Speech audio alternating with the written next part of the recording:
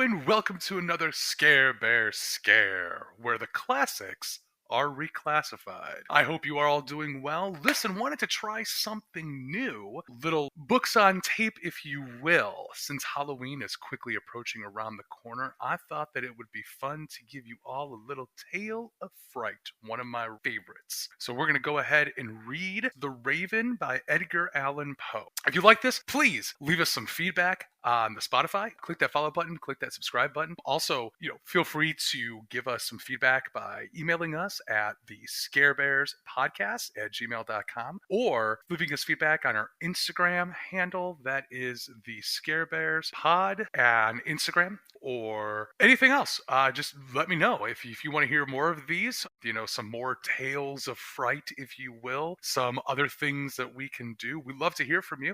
Love the feedback that we're getting, so please don't hesitate to let us know. Or, as always, go ahead and just click listen, but don't really listen. Go do something else. We're fine with that. We will try this, and again, if you like it, let us know. This is The Raven by Edgar Allen Poe. As always, we wish you a very happy and spooky Halloween.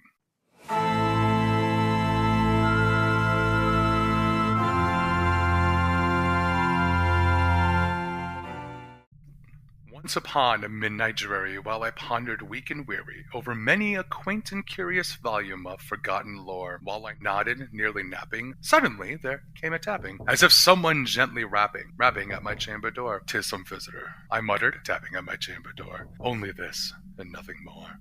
Distinctly I remember it was in the bleak of December, and each separate dying ember wrought its ghost upon the floor. Eagerly I wished the morrow, vainly I had sought to borrow from my books a case of sorrow, sorrow for the lost Lenore, for the rare and radiant maiden whom the angels named Lenore, nameless here forevermore.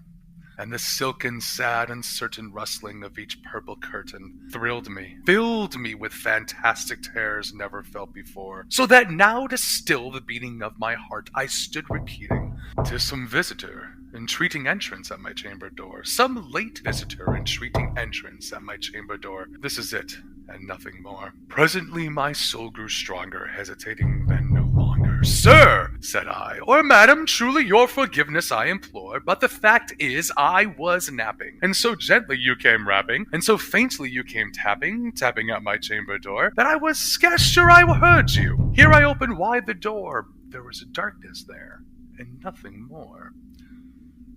Deep into that darkness peering, long I stood there, wondering, fearing, doubting, dreaming dreams no mortal ever dared to dream before. But the silence wasn't broken, and the stillness gave no token, and the only word there spoken was the whispered word, "Lenore?"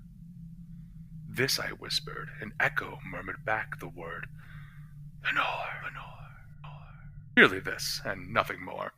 Back into the chamber turning, all my soul within me burning, soon again I heard a tapping, somewhat louder than before. Surely that is something at my window lattice. Let me see then what thereat is, and this mystery explore. Let my heart be still a moment, and this mystery explore. 'Tis the wind, and nothing more. Open here I flung the shutter, when, with many a flirt and flutter, in there stepped a stately raven of the saintly days of yore. Not the least obeisance made he, not a minute stopped or stayed he, but with mine of lord or lady perched above my chamber door, perched upon a bust of Pallas just above my chamber door, perched and sat, and nothing more. Then this ebony bird, beguiling my sad fancy into smiling, by the grave and stern decorum of the countenance it wore, thy crest be shorn and shaven, thou, I said, art sure no craven, ghastly grim and ancient raven, wandering from the nightly shore. Tell me what thy lordly name is on the night's Plutonian shore.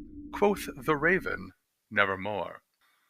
Much I marveled this ungainly fowl to hear discourse so plainly, though its answer little meaning, little relevancy bore, for we cannot help agreeing that no living human being ever yet was blessed with seeing bird above his chamber door, bird or beast upon the sculpted bust above his chamber door, with such a name as Nevermore. But the raven, sitting lonely on the placid bust, spoke only that one word, as if his soul in that one word he did outpour. Nothing farther than he uttered, not a feather than he fluttered, till I scarcely more than muttered, "Other friends have flown before, On the morrow he will leave me, as my hopes have flown before. Then the bird said, nevermore.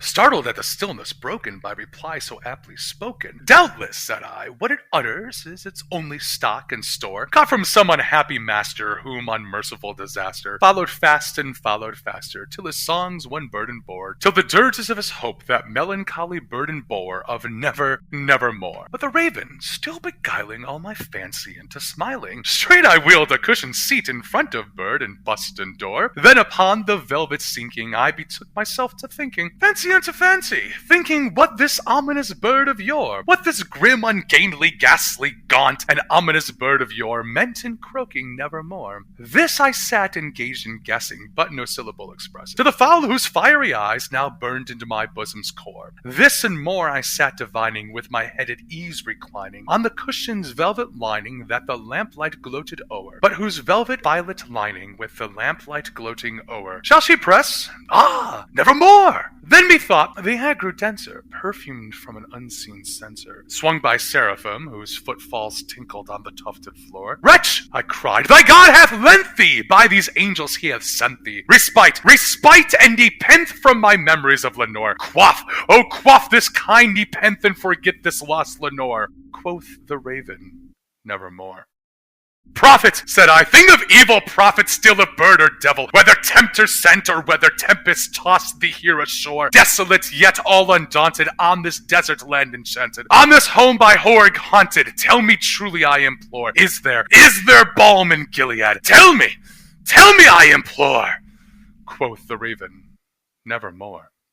Prophet, said I, thing of evil, prophet still a bird or devil, by that heaven that bends above us, by that God we both adore, tell this soul with sorrow laden, if within the distant Aiden it shall clasp a saint and maiden, whom the angels named Lenore, clasp a rare and radiant maiden, who the angels name Lenore. Quoth the raven, nevermore. Be that word or sign of parting, bird or fiend, I shrieked upstarting, get thee back to the tempest and the night's Plutonian shore. Leave me no black plume as a token of that lie thy soul hath spoken. Leave my loneliness unbroken. Quit the bust above my door. Take thy beak from out my heart, and take thy form from off my door. Quoth the raven, nevermore.